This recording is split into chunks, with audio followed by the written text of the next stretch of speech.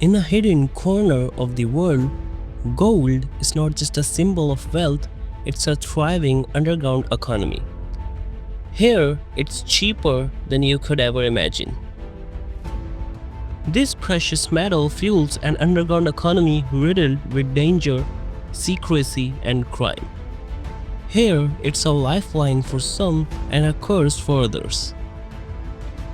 But how can something so valuable be sold so cheaply? Behind every gold you see glimmering in international markets, either legal or illegal, often hides a darker story of how it came into being. In this region, illegal mining thrives, carving scars into the earth while endangering the lives of those desperate enough to dig. In this video, we will take you inside the illegal gold market and will uncover how cheap gold becomes widely available, the brutal reality of illegal mining, and the ingenious methods smugglers use to evade detection. So keep watching our channel, The Curious Corner.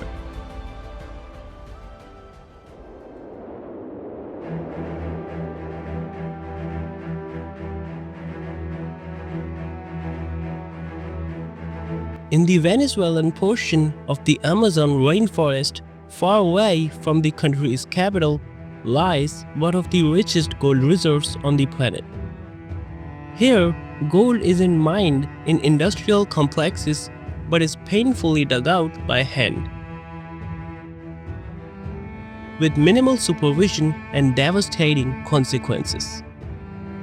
Although this area is officially protected and home to a number of indigenous communities, organized crime groups have seized control of illegal quarries.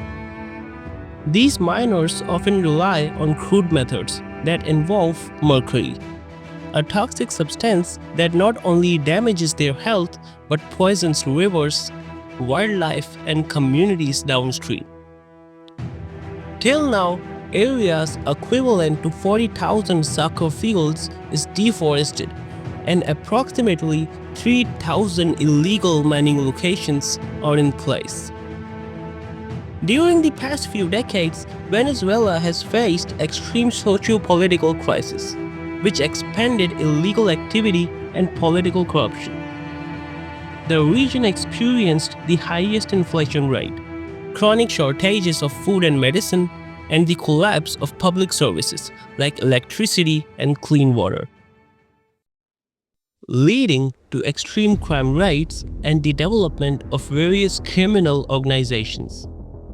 These organizations forcefully occupy the dense forested regions of the rainforest from the indigenous people for the purpose of a unique type of gold mining, which is often called illegal placer mining. This kind of mining involves cutting down all the trees in the area to reach the soil underneath, as permits are not required in illegal activity.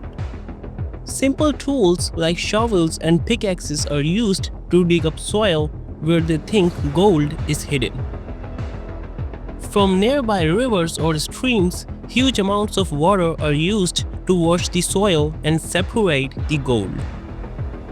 To collect tiny pieces of gold, mercury is used in heavy amounts, which binds to the gold and is later burned off to leave pure gold, releasing toxic fumes into the air. Afterwards, there's nothing left except craters full of toxic wastewater, surrounded by vast tracts of deforested land. The indigenous people of the areas are forcefully recruited to work in the mines. Kids as young as 12 are also forced to work.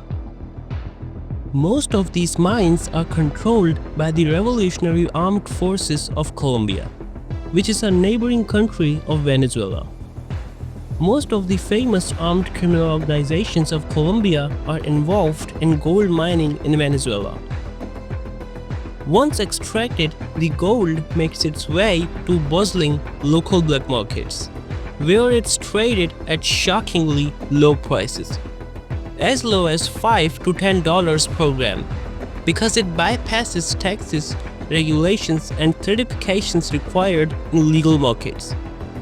As the Venezuelan currency is devalued due to ongoing economical difficulties, the people are pushed to sell gold quickly for basic survival needs. As dealing in illegal goods involves significant risks, buyers often demand a steep discount. This disparity creates a motive for smuggling. From these illegal markets, gold embarks on a dangerous journey. Armed groups and cartels help move gold through their existing smuggling networks. The border between Venezuela and Colombia is a common route for smuggling due to weak law enforcement. Smugglers often use private planes or hide the gold in fishing boats or cargo containers. Small quantities of gold are molded into jewelry, coins, or objects that resemble personal items. Even it's shaped into belt buckles, buttons, or even teeth fillings to avoid detection by metal detectors.